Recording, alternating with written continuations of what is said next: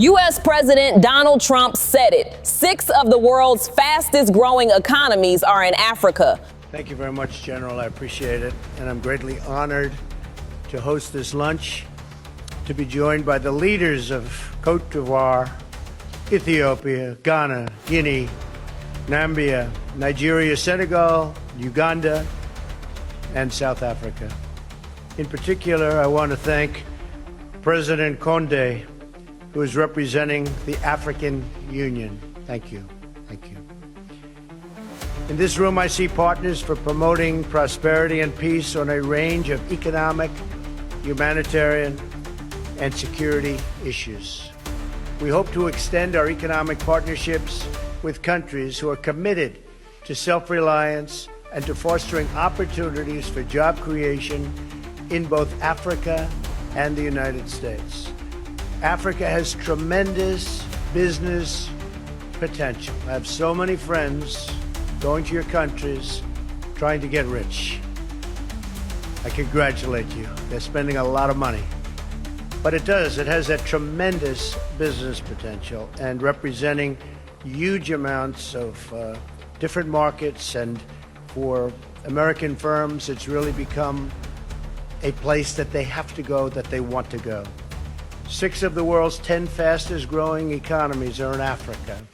Increasing American trade and investment across diverse industries, including agriculture, energy, transportation, healthcare, travel, and tourism, will further transform lives throughout the continent. Secretary Tillerson and the U.S. Millennium Challenge Corporation are already considering an investment worth hundreds of millions of dollars in Cote d'Ivoire, which has made impressive economic reforms. Really done a tremendous job. We also hope that African firms, like the company Sasol, consider making investments in the United States. Sasol, as an example, is building a $9 billion petrochemical plant in Louisiana, which will bring new jobs to the state, and really hardworking Americans will be manning those jobs. But we cannot have prosperity if we're not healthy. We will continue our partnership on critical health initiatives. Uganda has made incredible strides in the battle against HIV/AIDS. In Guinea and Nigeria, you fought a horrifying Ebola outbreak. Namibia's health system is increasingly self-sufficient. My Secretary of Health and Human Services will be traveling to Africa to promote our global health security agenda. Yet we know that our prosperity depends, above all, on peace. The United States will partner with the countries and organizations like the African Union that lead successful efforts to end violence, to prevent the spread of terrorism, and to respond to humanitarian crises. I commend your troops currently serving in the field to respond to humanitarian crises.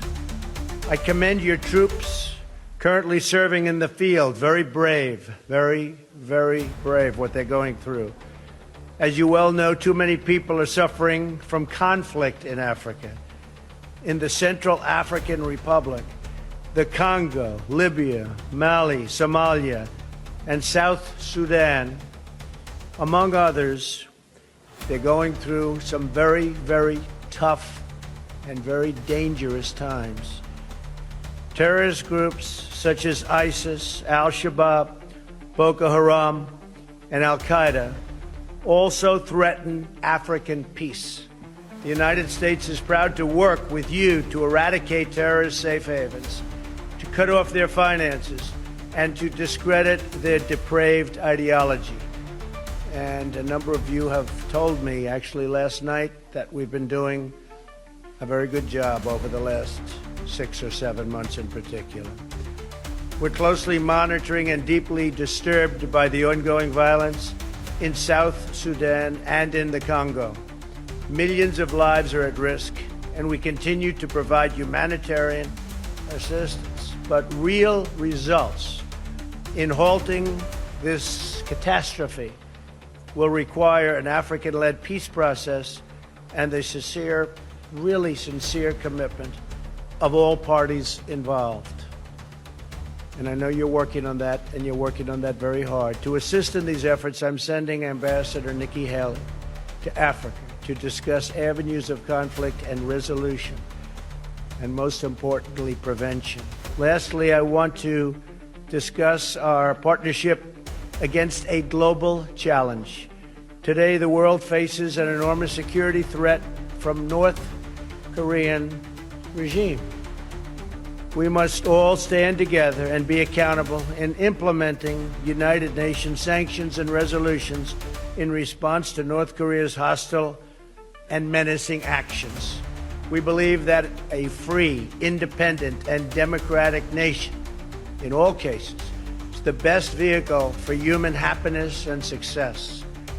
Thank you for joining me for this critical discussion of the challenges and the opportunities facing our nations.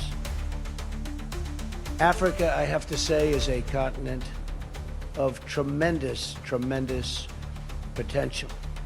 The outlook is bright. I look forward to hearing from you and your advice during the meal. I thought rather than just eating, we'll have long discussions, and I look forward to that very much. But I also look forward to getting to know so many of you, and so many of you I do know. And it's an honor.